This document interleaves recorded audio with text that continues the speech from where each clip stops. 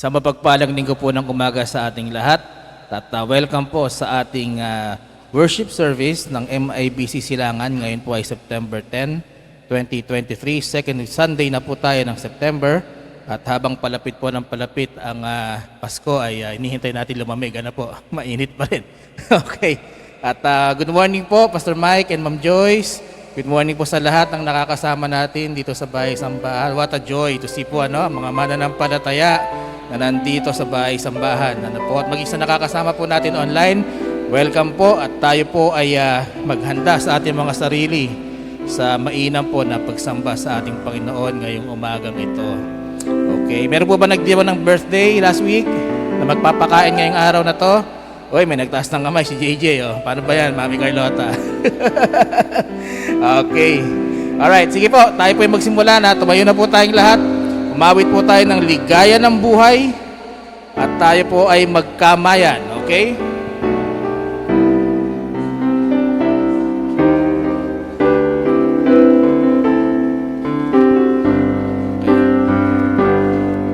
Ligaya ng buhay. Okay. Ang lyrics po nasa harapan. Sabayan niyo po kami. Ready? Ligaya ng buhay kung kilala mo si Kristo. Ligaya ng buhay kung siya'y manunubos mo. Babaguhin ang iyong buhay kung siya ay makamtan. Ang maging Amen. Sige po, umikot po tayo, magkamayan po tayo ngayong umagang ito. Ligaya kung kilala mo si Kristo. Ligaya ng buhay kung siya'y manunubos mo.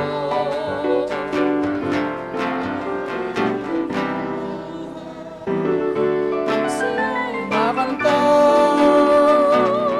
Ang maging kay Kristo ay tunay na isa pa po. Ligaya ng buhay kung kilala mo si Kristo. Ligaya ng buhay kung siya'y manunubos mo. babaguhin ang iyong buhay kung siya ay makamtan. Ang maging kay Kristo ay tunay na ligaya ng buhay. Amen. Okay, makakabalik na po tayo sa ating mga lugar. Manatili po tayo nakatayo sa pagbabasa po ng salita ng Panginoon.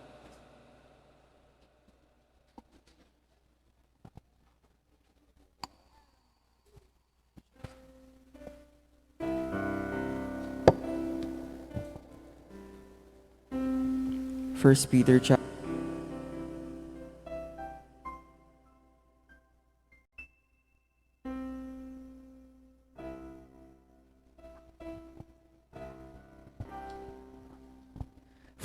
chapter 1 verse 12 to 25. Unto whom it was revealed that not unto themselves but unto us they did minister the things which are now reported unto you by them that have preached the gospel unto you with the Holy Ghost sent down from heaven, which things the angels desire to look into. Wherefore gird up the loins of your mind, be sober, and hope to the end for the grace that is to be brought unto you at the revelation of Jesus Christ. As obedient children, not fashioning yourselves according to the former lusts in your ignorance, but as he which hath called you is holy, so be ye holy in all manner of conversation. Because it is written, Be ye holy, for I am holy. And if ye call on the Father, who without respect of persons judgeth according to every man's work, pass the time of your sojourning here in fear. For as much as ye know that ye were not redeemed with corruptible things, as silver and gold, from your vain conversation received by tradition from your fathers, but with the precious blood of Jesus Christ, as of a lamb without blemish and without spot, who verily was foreordained before the foundation of the world, but was manifest in these last times for you, who by him do believe in God, that raised him up from the dead, and gave him glory, that your faith and hope might be in God. Seeing ye have purified your souls in obeying the truth through the Spirit unto unfeigned love of the children of the brethren, that see that ye love one another with a pure heart fervently, being born again, not of corruptible seed, but of incorruptible, by the word of God, which liveth and abideth forever. For all flesh is as grass, and all the glory of man as the flower of the grass. The grass withereth, and the flower thereof falleth away, but the word of the Lord endureth forever. And this is the word which by the gospel is preached unto you. May the Lord bless us through the reading of his word.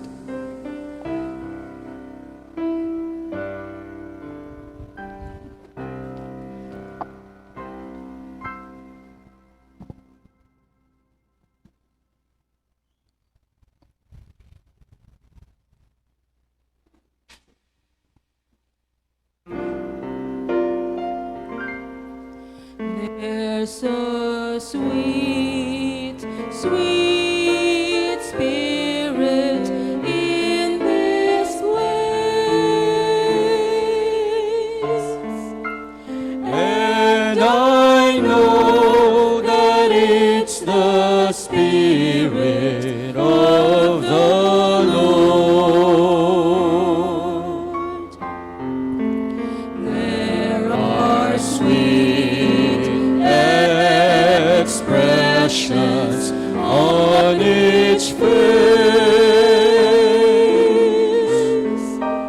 and I know that it's the presence of the Lord.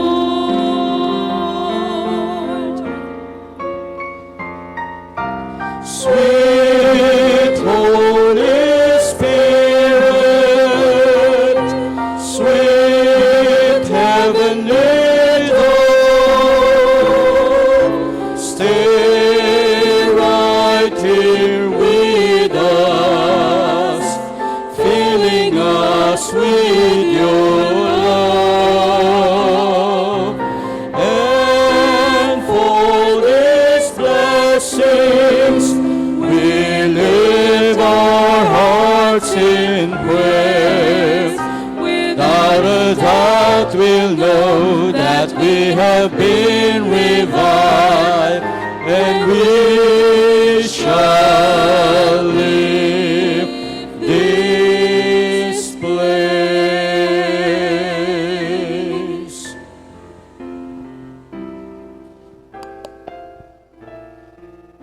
Tayo po'y sandalit yumukot manalangin.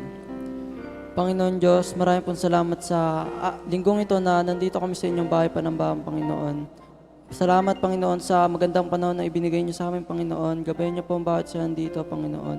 Maging sa tatayo sa inyong pulpito Panginoon, sa choir Panginoon, sa special number Panginoon, sa instrumentalist Panginoon, sa epilay po namin Panginoon. Gabayan niyo po ang bawat isa na lumalo po sa inyong bahay panambahang Panginoon, at hawakan niyo rin po ang aming magtuturo ng inyong salita, Panginoon, sa araw na ito, at bigyan niyo po ng katalinuhan ang bawat isa na makikinig ng inyong salita. Ito po ay aming panalangin sa pangalan ni Jesus. Amen at amen. Amen. Muli, magandang umaga po sa ating lahat. Aawit po tayo sa Panginoon. The Love of God. 3 stanza lamang po ito. Sabayan niyo po kami sa pag-awit. Ready? The love of God is greater far than time or pen can ever tell. It goes beyond the highest star and reaches to the lowest hell. The guilty pair bow down with care. God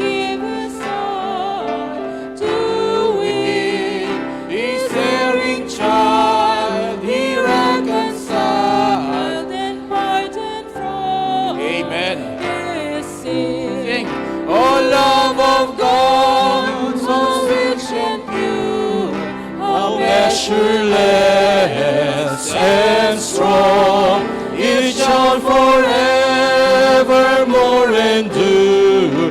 The saints and Verse number 2. angels song. When hoary time shall pass away, and earthly thrones and kingdoms fall, when men were here, refused to pray on rocks and hills and mountains all. God's love so sure Shall still endure. Come on. Measureless and strong, redeeming grace to Adam's race, the saints and Everyone sing. angels song.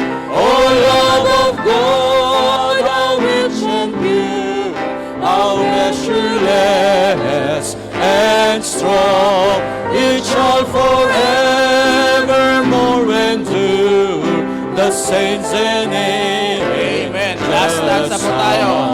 Could we within the ocean fill, and were the skies of parchment made, were every star on earth a quill, and every man a scribe by trade, to write the love of God above, would drain the ocean dry, nor could the scroll contain the whole, Go stretch from sky to sky.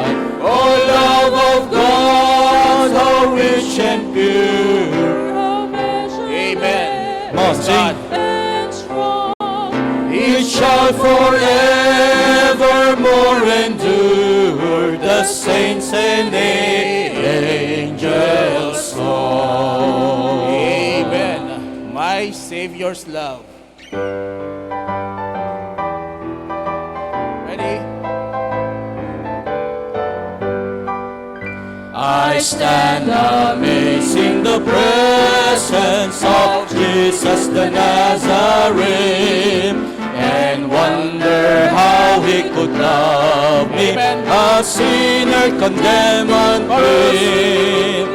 How marvelous, how wonderful, and my song shall ever be. Praise God. How marvelous, how wonderful is my Savior's love for me.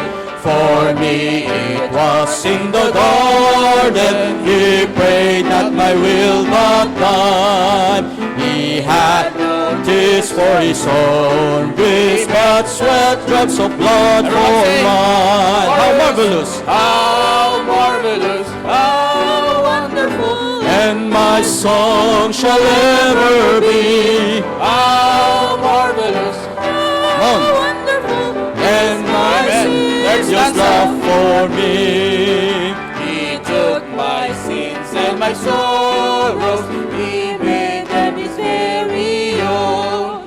He bore the burden to Calvary and covered Last chorus. it Everyone sing. all. Come on. How marvelous, how wonderful, and my song shall ever be. How marvelous, how wonderful is my Savior's love for me. Amen. Makakaupo na po tayo at makakarinig po tayo from Kids Choir.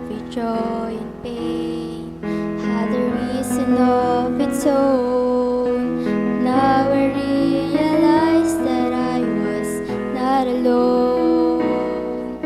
The changing seasons of my life were not left up to chance. Lord, I know you were working to fulfill your plan. All along, your hand has been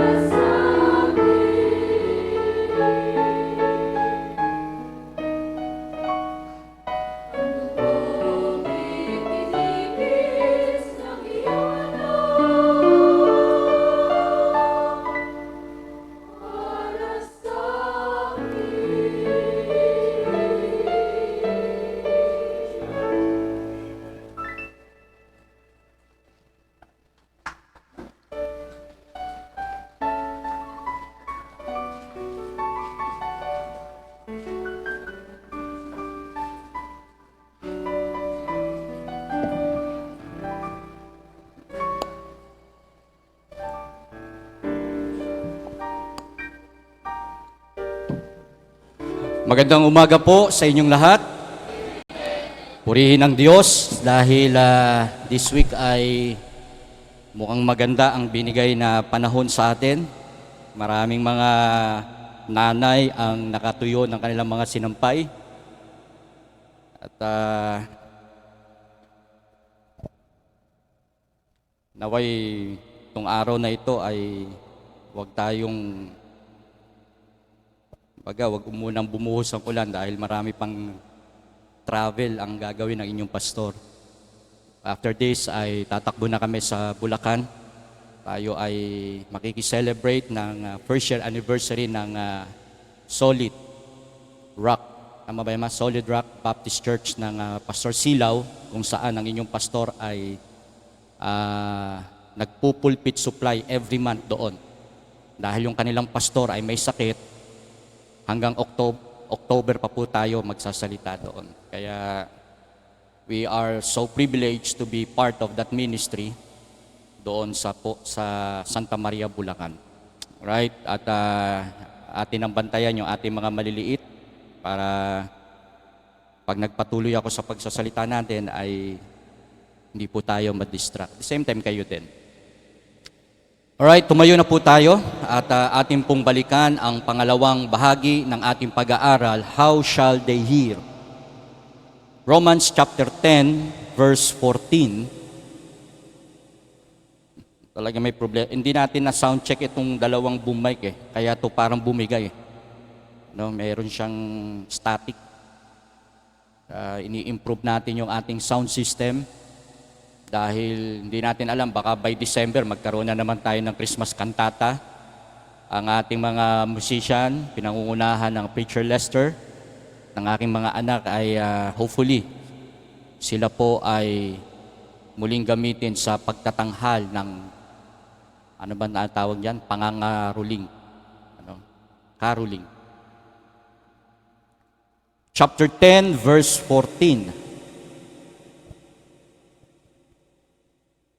Basahin po natin. Nakita na po ba? Amen. Amen. Handa, basa. How then shall they call on him in Whom they have not believed, and how shall they believe in him of whom they have not heard? And how shall they hear without a preacher? And how shall they preach except they be sent? As it is written, how beautiful are the feet of them that preach the gospel of peace and bring glad tidings of good things. of good things. Dakilang Diyos na mabiyaya sa lahat, marami pong salamat sa pagkakataong ito na muli niyong ibinigay sa bawat isa. Na kami po ay makasamba, makarinig, at magbigay tuon sa aming kaluluwa na mapalakas ito, mapatibay, sa pamamagitan po ng pagsamba at pakikinig ng inyong mga salita. Tulad po ng inyong binanggit, ang tao ay hindi lamang mabubuhay sa tinapay, kundi sa bawat salita po na aming maririnig sa inyong mga labi. Panginoon, i-bless po ninyo ang inyong lingkod, ang inyong mga anak, ang mga churches today, maging ang nilalapit namin ang Bishop Cornelio Datur na ngayon ay nasa ospital. Hawakan niyo po siya at patuloy na bigyan ng kalakasan sa kanya pong paglilingkod. At sa kanyang kalagayan ngayon na nasa ospital ay palakasin niyo po kanyang lupang katawan. Panginoon, samahan niyo kami sa aming pagsamba sa pangalan ng aming Panginoong Hesus. Amen at amen. Atin pong napag-usapan last week ang kahalagahan po ng ating tainga. Sapagkat sa ating pakikinig ay dumadating ang pananampalataya. Faith cometh by hearing, and hearing by the word of God. Kaya nga po, concerning sa mga parables na binanggit ng Panginoon sa kanyang binanggit sa kanyang mga alagad, kung sino man ang may pakinig, ang may tainga ay makinig. Who hath an ear to hear, let him hear. Sabi po ng Matthew, Kabanatang 13, verse 9. At binanggit din po yan sa Matthew chapter 13, verse 43, yung the parable of the tares. Sapagkat inaagaw, hindi lamang naihagis sa batuhan, hindi lamang kinakain at inaagaw ng mga ibon, kundi ang sabi diyan ay may mga tares, may mga dawang, may mga iba pang tumutubo na inaagaw yung mga naririnig po natin. So, binanggit po dito na maging aware po tayo, maging attentive tayo pagdating po sa pakikinig ng salita ng Panginoon. At kinakailangan po ng tagapangaral para maniwala at may mapakinggan ang tao pagdating sa salita ng Diyos. At ang sabi po rito, to call on Jesus, people must believe on Him. To believe on Him, they must have heard Him. Kinakailangan may mapakinggan. And to hear Him, they must have a preacher. Para marinig po natin ang salita ng Diyos, kinakailangan ng mangangaral. At pinag-usapan natin yung kanyang kredibilidad, yung kanyang character, yung kanyang calling. At yung kanyang kredibilidad ay para mapatunayan, kinakailangan siya ay talagang yung authority nandun po. At yung ginamit na church, na iglesia, yon ang isa sa nagpapatibay din kung saan siya galing. So mga kapatid, ang pakikinig po ay mahalaga. Hearing is all about the physical ability. Tingnan natin. But listening is a skill. Bibihira sa tao ang may ganito na mahusay ang kanyang tainga pagdating sa pakikinig. Yung hindi ka lang nakatingin na ganyan, kundi habang siya'y nagsasalita, naiintindihan mong mabuti. It is a skill. Kaya maraming nagiging failure, maraming mga pumapalpak sa ginagawa ng tao dahil nakalimutan niyang makinig. Nakikinig pero hindi marunong makinig. Napapakinggan ang boses. Alam na alam kung lalaki at babae ang nagsasalita. Parang nung kami ni Mrs. ay saan ba tayo nagpunta nung ang ganda niya no? Ang ganda niya Mga kapatid, ang ganda niya Ako naman, ang tingin ko sa babae, ganun lang. Tapos mamaya, iniisip ko na, okay? Tapos sabi ko, nakita mo ba yung katabi natin? Ang ganda niya, no? Pero, nung na magsalita, ay mami, hindi. Napeki tayo. Si Raul pala. Ang ganda. Ang ganda talaga. Talagang di mo Ngayon, grabe. Dati, una, mapapansin mo pa Nahalata mong ganyan. Pero mga kapatid, saan ba tayo nagpunta nun? Ha? Nakasama mo, mami, hindi ko marinig. Starbucks, ano? Sabi ko, ang tindi, Taba nung nagsalita mga lahat. Ibang klase. So mga kapatid, it is a skill. Not only the ability of your ear to listen or to hear, marunong kang makinig. Hearing is just using your ear, mga kapatid. But listening is using your mind, your soul, and your heart. That's the most important. Ano ba naman yung tenga mo? Kahit ba maliit yan, basta iyan ay marunong makinig. At kapag yan ay nakinig, mga kapatid, talagang tumitimo sa kaisipan, sa kanyang kaluluwa, at sa kanyang puso. Kaya po ang listening, ang pakikinig po ay, ang susi po nito ay understanding. Nauunawaan mo, at dyan po nagsisimula yung tinatawag nating wisdom. Pag natuto ka at nakinig mabuti. So mga kapatid, listening is not only using your ear, but also your heart and mind. Kaya makinig tayong mabuti. Dahil masasayang ang pagpunta natin dito, na hindi lamang ako puro nagsasalita, kundi marunong tayong makinig ng maliit na tinig ng Panginoon. It is not your pastor, but it is the Holy Spirit that speaks to your ear, to your heart. Kaya kapag ikaw ay nakinig, kaya ako talagang very particular ako sa behavior ng church natin. Particular ako sa programa ng church natin. Particular ako sa tumatakbo sa church natin na ayaw ko ng bara-bara. Ayaw ko nung ganun-ganun lang. Kaya kita nyo mga anak natin, sa mga unang attend, 2 attend, 3 attend, sabi natin hanggang 5. Mahirap pa silang pinuhin Kahit yung mga malalaki natin di ba? Palinga-linga kayong ganyan. Ano ba meron dito? Yung mga anak natin, palakad-lakad, biglang pupunta ng CR kahit wala. So particular ako pagdating po sa solemnity, pagdating sa kabanalan ng ating paglilingkod. Kahit ano pa ang maging estado ng ating building today, mga kapatid, basta lahat ay makikinig at dapat makinig ng salita ng Panginoon. Number one is the dull of hearing. That's number one. The dull of hearing, very insensible. Pag sinabi po nating insensible or dull of hearing, mga kapatid, ito yung tinatawag nating mapurol. Hindi ka agad makuha. Mabagal mag-download. Talagang slow and sluggish pagdating sa pakikinig.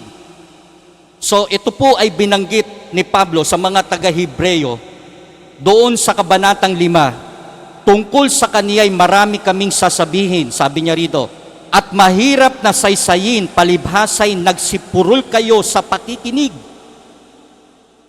Marami pang sasabihin pero hindi maintindihan.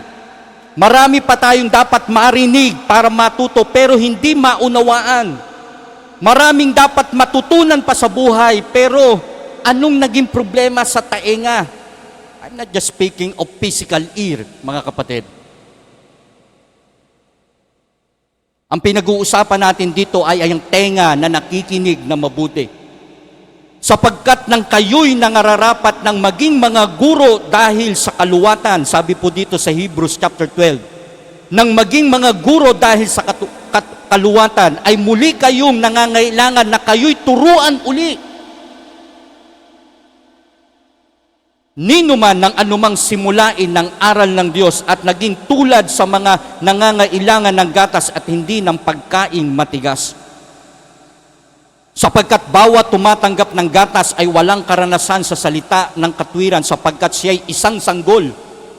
Ngunit ang pagkaing matigas sa mga may gulang sa makatuwid ay doon sa mga sa pamamagitan ng pamimihasa ay nangasanay ang kanilang mga pakiramdam upang makilala ang mabuti at ang masama. Anong sinasabi dito ng Hebreyo sa mga taga-Hebreyo? Pwede na kayong maging taga-guro, pwede na kayong magbigay ng pangangaral, pwede na kayong maghikayat ng mga tao, pero kinakailangan turuan uli kayo. Parang ang sinasabi rito, bumabalik na naman tayo dun sa una. Na dapat ngayon tagaturo na kayo, naglilingkod na kayo, nagsasalita na kayo, pero dahil sa problema ng pakikinig, wala kayong maituro. Kaya mga kapatid, mga mananampalataya, sa mga nakikinig po sa atin ngayon, hindi problema kung ano yung tinuturo. Hindi rin problema, bagamat malaking faktor ang nagsasalita sa harapan, pero tinuturuan tayo kung sino man ang nagsasalita sa harapan. Makinig tayo. O katulad ngayon, kung talagang makikinig ang tao ng mabuti at ia-apply niya yung kanyang napakinggan, hindi magpapaliban sa church. Kung bibigyan niya ng halaga ang salita ng Diyos. Kaya nga po, people prevent this kasi magkakaroon siya ng responsibilidad.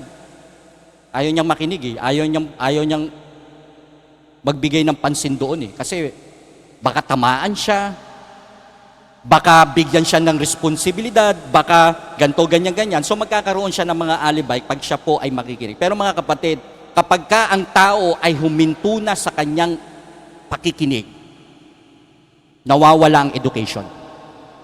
At pagdating at nawala na ang education, mga kapatid, doon siya nagiging mangmang. Hanggang ngayon, mga kapatid, ang inyong pastor, nag-aaral, nagbabasa, nakikinig ako, sapagkat hindi po pwedeng ang pastor nyo ganun lang. Makinig kang mabuti. Huwag kang nakikinig ng mga kung ano-anong mga bagay sa sanlibutan. Makinig ka lagi ng mga mensahe ng Panginoon. Etong katulad nitong ginagawa ko, isang beses lang natin ito ginagawa. Ngayon lang tayo uli nagkita. Pero mula Lunes hanggang Sabado, hindi ko alam kung ano ang mga napakinggan ninyo. Mas marami ang mga karnal na pakikinig, mas marami ang mga mahahalay na salita, mas marami mga bagay na nakakabingi sa tenga natin na hindi nagiging pakinabang at nagiging basura sa tenga po natin at pumapasok sa ating kaisipan at sa ating puso. Sabi naman ng Mateo, walang masama kung ano yung kinakain natin eh. Ang masama dyan yung pumapasok eh, kung ano yung naririnig natin, kung ano yung nakikita natin.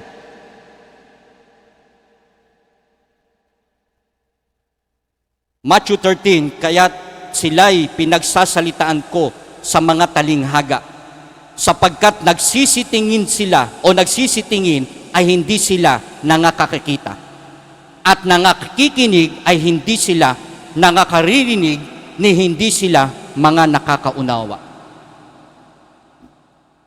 Mga kapatid, katulad ngayon,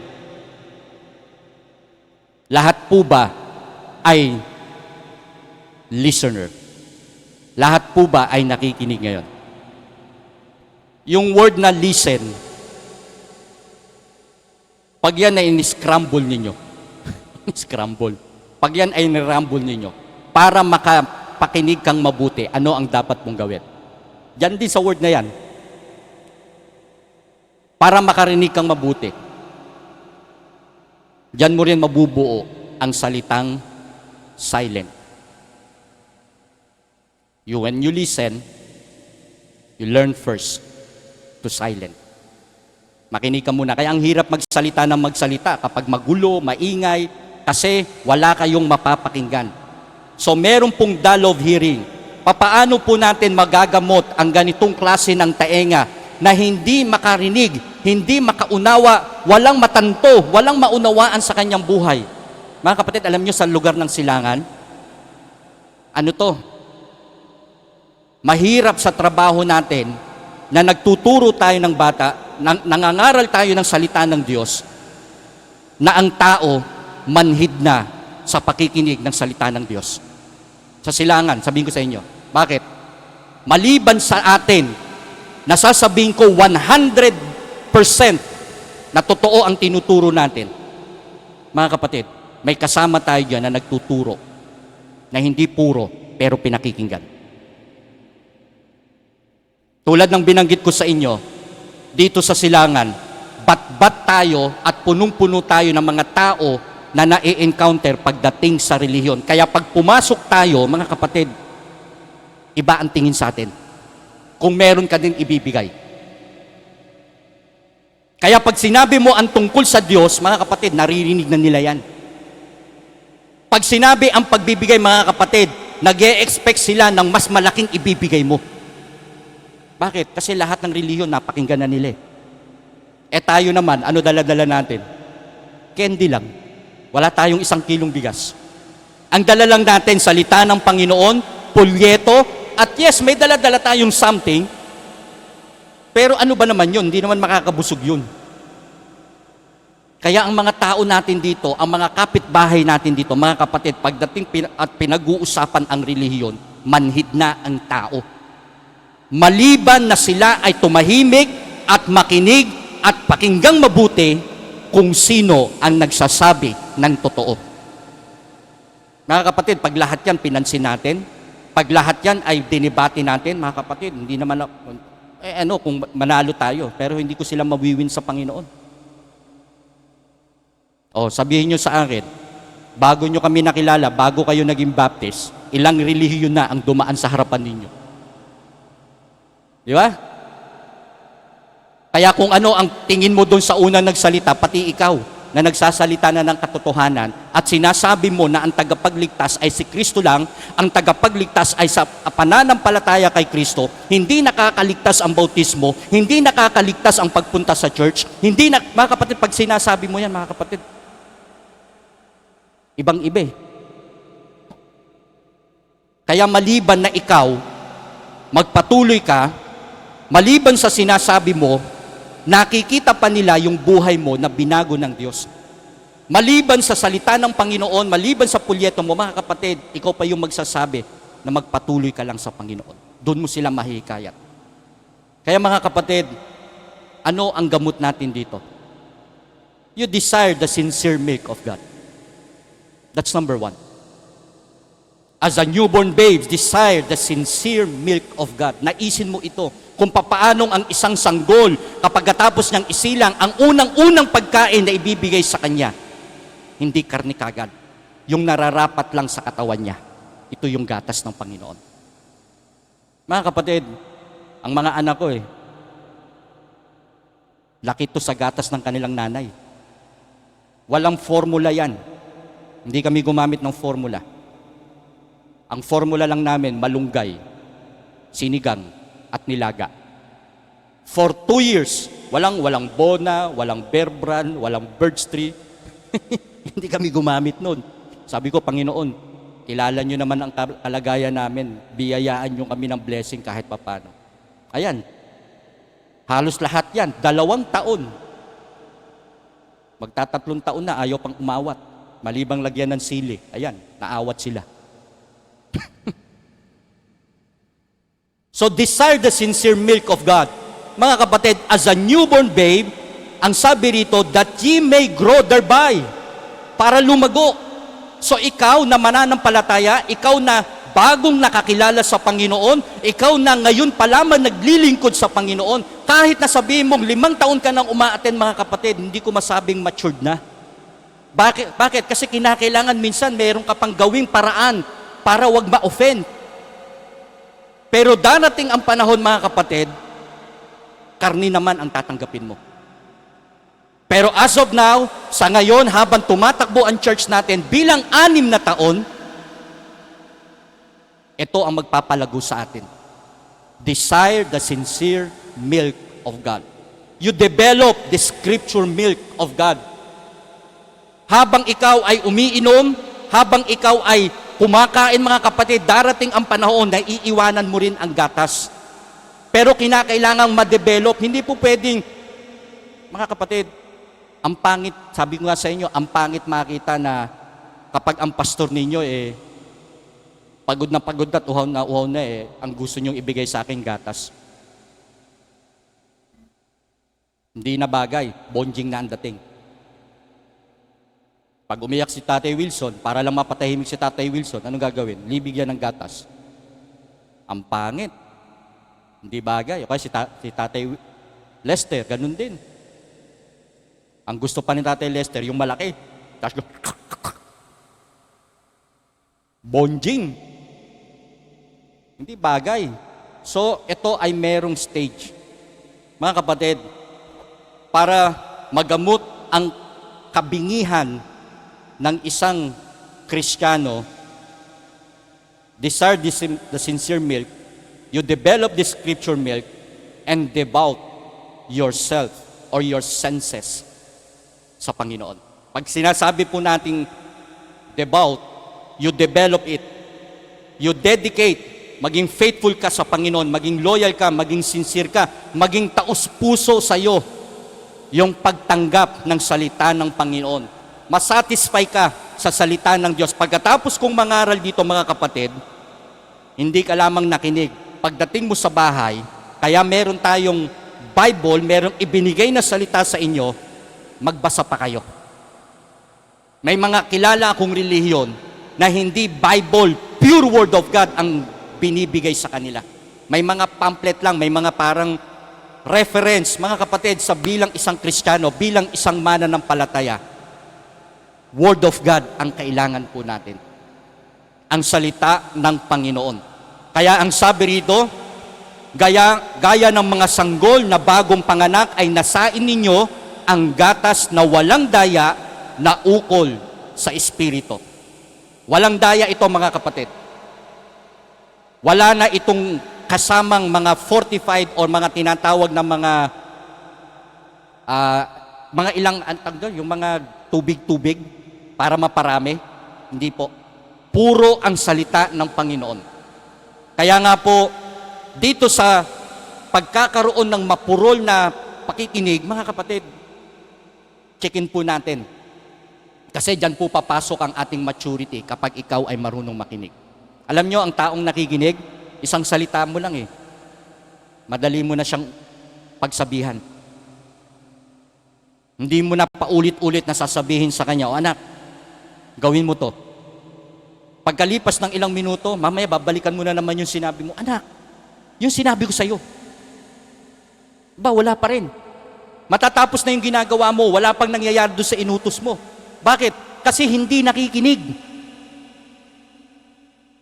May problema sa pakikinig. Hindi ko alam. Dahil ba sa marami ng naaagaw na pansin sa mga tao, sa mga bata natin ngayon? Kaya mga kapatid, yung isang salita lang, yung isang utos lang, yung isang pakikiusap lang, dapat isang beses lang sinasabi. Kasi yung sinabi ko, mamaya makakalimutan ko na yon. Sabihin ko sa inyo. Kaya minsan, pagkatapos ng service, sasabihin ko kay Mrs., Ma, bakit ngayon mo lang sinabi? Pero actually, sinabi niya na sa akin yon. Ang nangyari, nakaligtaan ko na. May edad na rin yung pastor ninyo. Lahat ng gagawin ko, lahat ng sinasabi ko, disulat na. Naka-record na. So mga kapatid, anong klaseng tenga meron kayo? Dull hearing? O yung pangalawang pag-uusapan natin, yung itching ear. Ano pong sabi dito? 2 Timothy chapter 4 verse 2, for the time will come when they will not endure sound doctrine, but after their own lust shall they heap to themselves teachers having itching ear. Kanina, dull hearing. But this time, yung tainga na naghahanap ng ibang katuruan. Ang itching ear, mga kapatid, ano ito? Ito yung klase ng Makati. Makikinig ba kayo, mga kapatid? Ay, kita nyo yung tenga nyo, nag-iiba, di ba? Pag may narinig kayo, gumaganon. Kanina, mapurol. Hindi maintindihan, mabagal. But this time, yung tenga naman na Makati. Ako, ang tenga ko, gustong-gusto ko pag Makati, kumukuha ko ng balahibo ng manok. Tapos tatanggalin ko yung ang matitira lang yung pinakadulo, yung pinakamalambot. Tapos igaganyan ko yan, mga kapatid, oh. Ang sarap. Di ba? Sino sa inyo ang nakaranas na ng ganon? Yung ako, naalala ko tuloy ang mami ko. Lagi may ganyan sa sabag niya. Hindi earpick hindi yung pangtutuli. Yung balahibo ng manok. Nagpapatulog sa kanya yon. Ginaganyan ko, sinisimulan ko dito, papunta sa loob.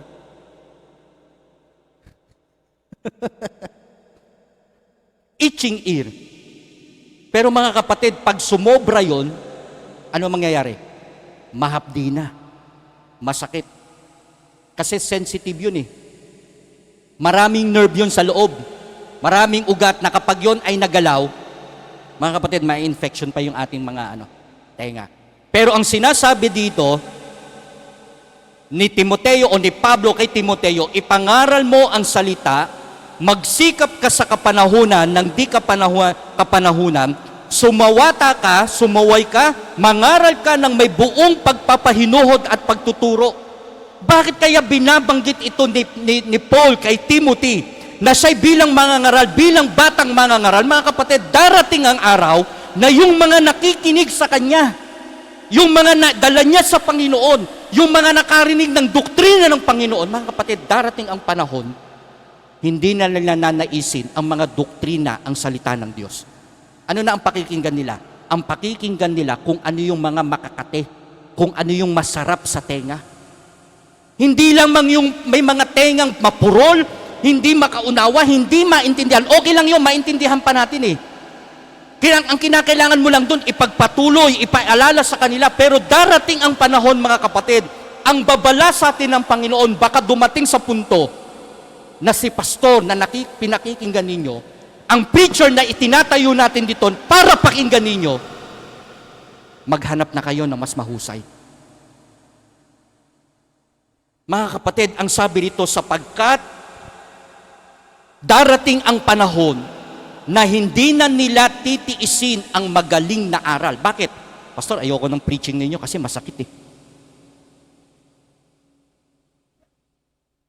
Pastor, ayoko niyan kasi hindi naman nababagay sa amin yan. Dapat ang mga preaching nyo, yung mga pang may konting, nako mga kapatid, delikado na yan.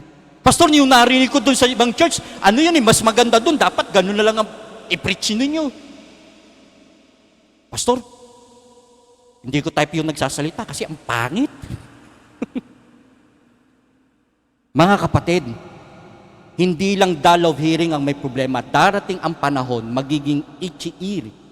Yung tenga natin, ang hahanapin na yung mga bagay na nakakakiliti sa tenga natin. Mga kapatid, delikado kapag ka ang preaching ng inyong pastor, wala nang rebuke.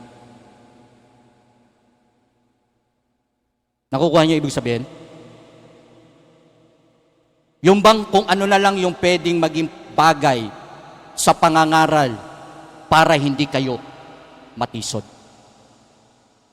Yung baga na wala nang papansin kahit na anong gawin ko sa labas, okay lang. Mga kapatid, pagka ganon, mali akong pastor na inilagay ng Panginoon. Alam niyo mga kapatid, kaya lumalago ang isang tao kasi nakokorek yung mali niya sa buhay. Kaya may naitatama, may naitutuwid kasi may nagsasabi ng mali para sa kanya. At dahil doon, nagigising siya at nagiging karapat dapat siya sa harapan ng Panginoon para yung blessing ibigay sa iyo ng Diyos. Mga kapatid, kapag ka naging social gospel at naging social preaching ang aking ginagawa rito, mga kapatid, para lahat tayo pagpalain ng Panginoon, lahat tayo magsuot ng kulay dilaw. O mga kapatid, para kayo lahat pagpalain, magdala kayo ng puting panyo at ating iwagayway sa church. Ako, lahat palagay ko, lahat gugustuhin yan. O mga kapatid, sa susunod, meron na tayong sayawan dito sa pulpito. Mga kapatid, gusto na ba natin ganon? Wala na tayong pagkakaiba sa takbo ng mundo at yung mundo pumasok na sa loob ng church. Mga kapatid, there must be a difference. May pagkakaiba sa buhay ng isang mananampalataya na kung saan magiging iba ang buhay mo sa kanila sapagkat iba ang napapakinggan mo. Mga kapatid, ang sabi rito, magkakaroon sila ng katinang tainga, magsisipagbuntun sila sa kanilang sarili ng mga gurong ayon sa kanilang sariling mga masasamang pita. Kaya nga may pastor na nilagay. At yung nilagay na pastor na yan is committed. Siya ay talagang mangangaral ng buong may katwiran, buong may pagsasawatan, buong pagsaway, para hindi mag-compromise ang ating paglilingkod sa Panginoon. O katulad yan, di ba? Minsan may mga biro kayo eh. Hindi ko man gagawin dito yan sa pulpito, pero hindi ko ipe-personal. O kapatid, mali yung ginawa mo. Sa susunod, iwasan mo. Kapatid, hindi ko gagawin. Dati ginagawa ng mga pastor yun. Mismo sa pulpito, ginagamit na pangre-rebuke. Oy kayo, yung mga hindi nag-tight sa inyo, mga kapatid, huwag kayo dito, hindi, sa susunod, wala na kayong, mga kapatid, hindi nyo ako maririnig na gano'n. May mga bagay akong kinakausap sa inyo, personal, para sa ikabubuti ninyo. Kasi ginagawa nating maayos ang ating pagtayo, paglilingkod, dahil ayaw natin na nagsasabwatan, ayaw natin may nasasapawan, ayaw natin nagkakagulo, ayaw natin may nagpapapansin, ayaw natin nagpapasikat lang dito. Mga kapatid, lahat tayo dito ay naglilingkod sa Panginoon. Kaya mahirap ang trabaho ni pastor kasi lahat kayo tinitingnan ko ang kilos, lahat kayo tinitingnan ko ang galaw, lahat kayo'y pinakikiramdaman ko.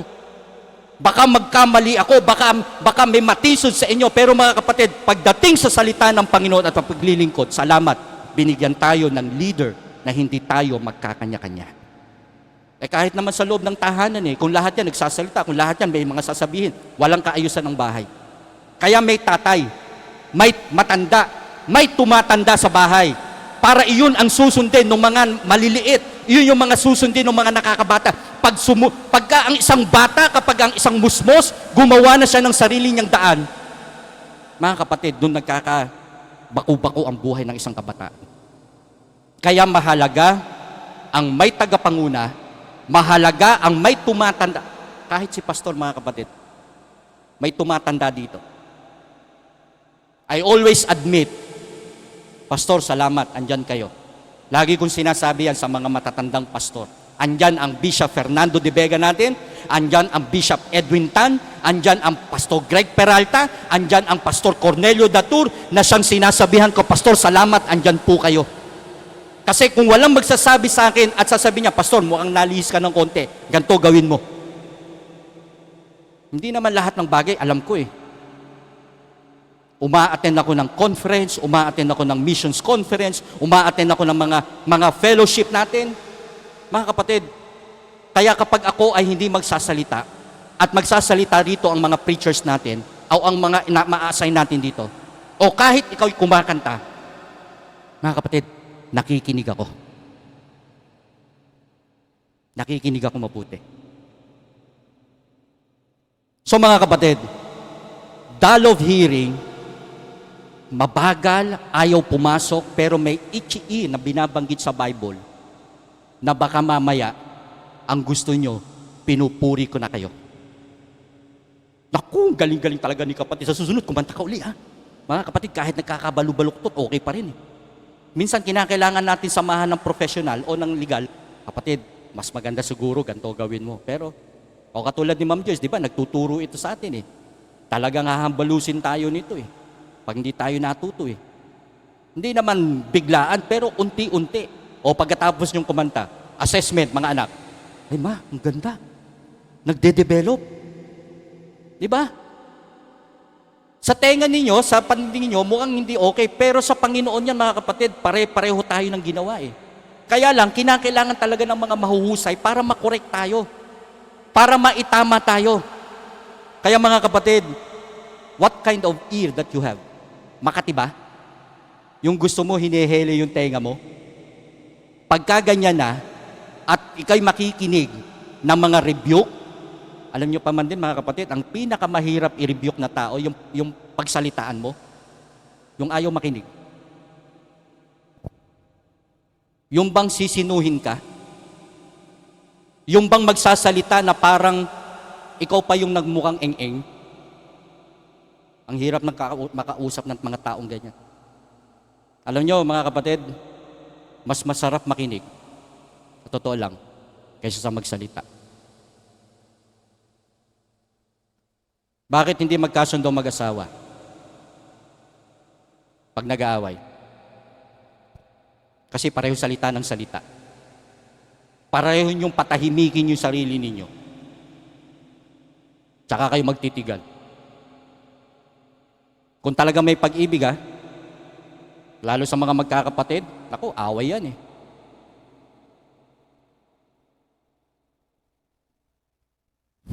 Kita ko yung bunso ko kasi nag-away minsan itong dalawa. Ang ginawa ng bunso, binuhat yung kapatid ng babae. Walang nagawa yung babae. Ang taray nung isa, ginawa ng bunso, binuhat niya wala siyang nagawa eh. Tapos sabi ng bunso sa akin, ikaw pa dati gusto mo? O subukan mo, sabi ko. Sige.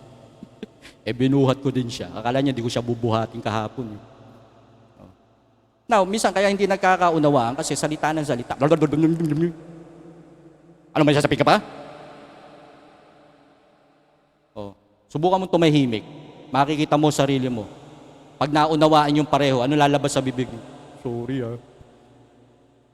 Sorry lang yung sinabi ko. Kunwari lang yun. Ang babae pa man din, magaling bumalik sa history. Kahit nakabaon na ng 10 taon, pag nag-away kayo, babalik yon sa present. Ganyan kagaling ang mga babae. May recorder yan eh. Tsaka dito. Kaya huwag kayong magkakamali. Kaya pag gagawin nyo lang, tatahimik lang kayo. Tahimik ka lang. Kaya ako naman gusto kong umalis. O sige, makikinig ka lang. Tapos ka na?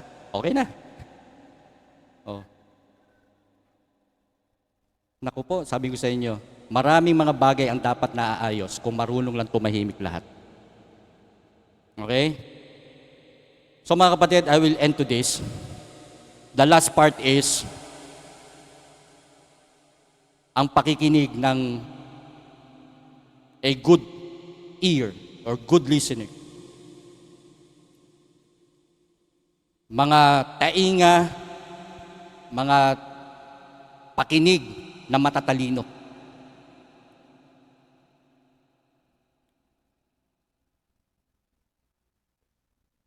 Ito po ang naging topic natin dahil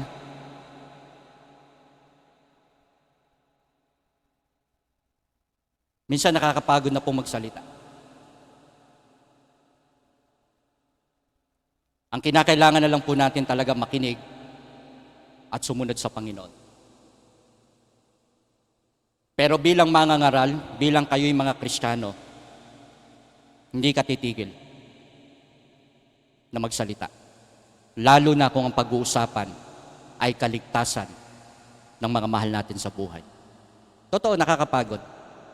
Lalo kung iisnabing ka, lalo kung pagsasalitaan ka ng hindi maganda. Ang sabi nga ng isang komentary, the only thing you can silent a man para lang mapatahimik niyo ako is through death, sa pamamagitan ng kamatayan. Pero ang sabi niya, hanggat ako'y buhay, hindi niyo ako maaawat na magsalita tungkol sa Panginoon. Bakit? Kasi maraming tao ang dapat makarinig ng salita ng Diyos. There are times na ako'y sisigaw, there are times na ako'y magiging mahinahon sa pagsasalita ko. Pero in toto, nakinig ba tayo? Nakinig ba tayo sa salita ng Panginoon? Dakilang Diyos na makapangyarihan sa lahat. Marami pong salamat.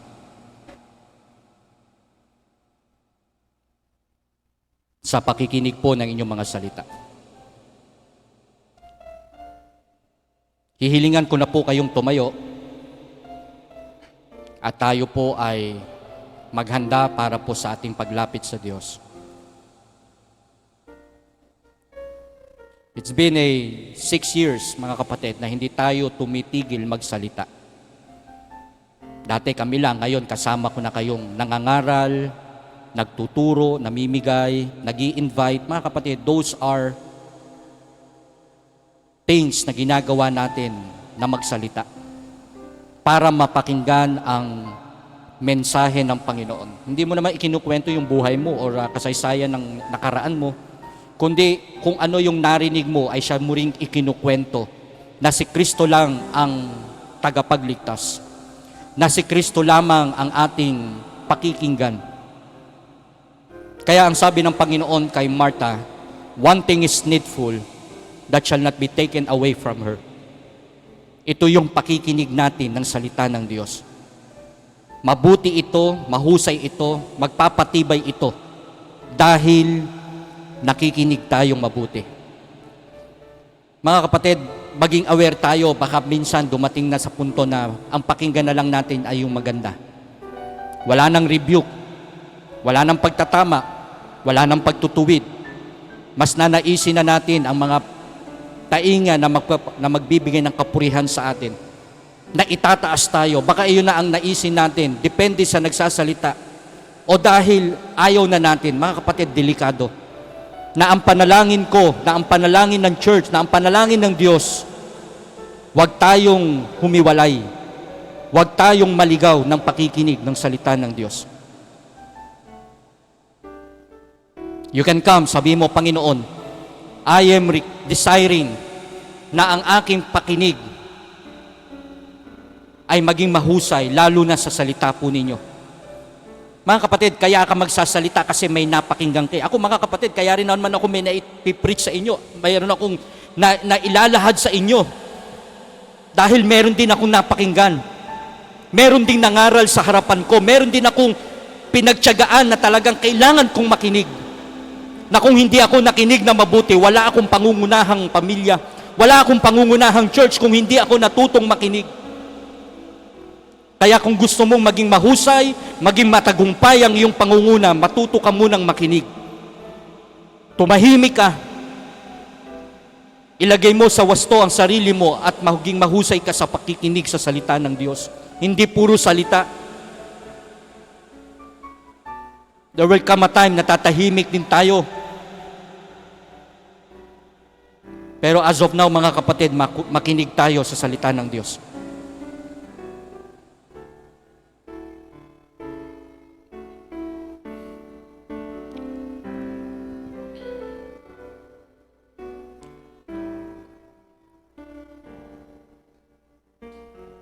Mapagpalang Diyos na mabiyaya sa lahat. Marami pong salamat sa umagang ito. I don't know, Panginoon, kung paano dumating ang mga salita sa pandinig ng inyong mga anak. Pero ang aking panalangin, dakilang Diyos, matapos man ang pangangaral sa oras na ito, manatili kaming nakikinig sa inyong mga tinig. Hindi po tinig ng kapitbahay, hindi po tinig ng anuman sa mga paligid namin, kundi lagi po naming marinig ang maliit na tinig ng Panginoon. Hindi sa pamamagitan ng apoy, hindi sa pamamagitan ng lindol, but that still small voice na siyang mangungusap sa amin sa araw-araw. Panginoon, kailangan namin ito. Ginamit niyo lamang ako, dakilang Diyos, para po mangusap sa pandinig at puso ng bawat isa. Naway manatili ito at lagi kaming paalalahanan, Panginoon, ng inyong mga salita. Dakilang Diyos, abutin po ninyo ang inyong mga anak. Nalalaman nyo ang kanilang mga inilapit po sa inyo. Ito po'y aking panalangin sa ngalan ng aming Panginoong Hesus. Everybody say, Amen. Amen.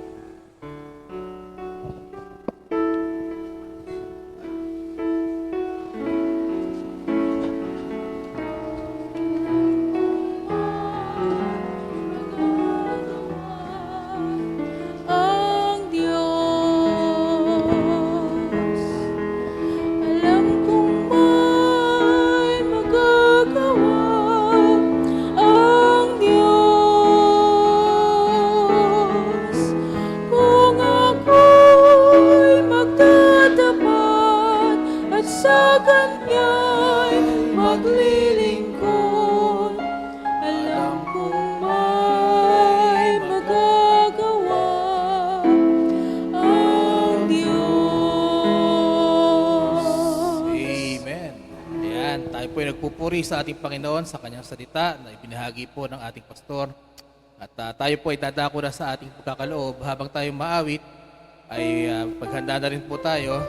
At pwede na po kayong lumapit. Ano po, habang hindi pa tapos ang ating awitan, pwede na kayong lumapit para pagkatapos po ay magpe-pray na rin po tayo.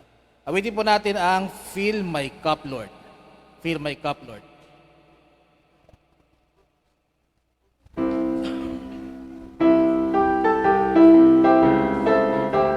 Ready?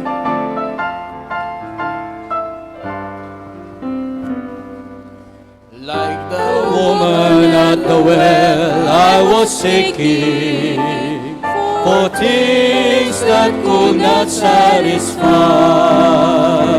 And I heard my Savior speaking from the well that never shall run dry. Fill my cup, Lord, I lift it up, Lord. Come and quench this thirsting of my soul. Bread of heaven, fill me till I want no more. Fill my cup, fill it up and make me whole. There are millions in this world who are craving for pleasures, earthly things of gold. But none can match the wondrous treasure That I find in Jesus Christ my Lord. Fill my cup, Lord, I lift it up, Lord. Come and quench this thirsting of my soul. Bread of heaven, feed me till I want no more. Fill my cup, fill it up. Tumayo na po tayong lahat. So my brother, if the things this will give you, if hungers that won't pass away, my blessed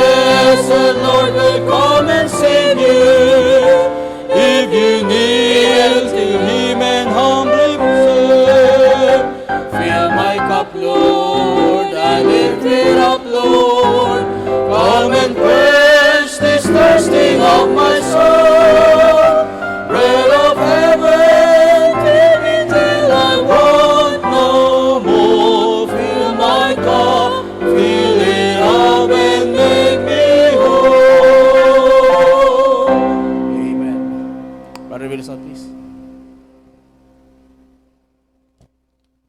Tayo po yung mukat, tayo po yung manalangin.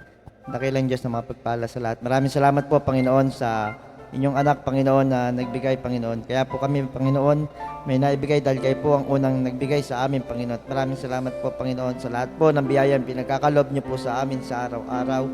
At maraming po sanang kaluluwa, Panginoon, ang maabot ng mga biyayang ito, Panginoon, at maligtas. Marami pong salamat. Pagpalain niyo po kami sa umagang ito. Sa pangalan ni Jesus, Amen at Amen. Praise God. Makakaupo na po tayo. At again, maraming salamat. Okay na tayo? Naka-off na tayo. Okay. Alright, maraming salamat po sa mga nakasama po natin sa FB Live. Purihin ang Panginoon sa mga kaibigan, sa mga nanay natin, sa mga mahal sa buhay na nakakasama po. Ano? At hindi ko na po kayo babanggitin. Pero again, patuloy po kayong sumama sa aming pagsamba. Magandang umaga po at pagpalain tayo ng Panginoon.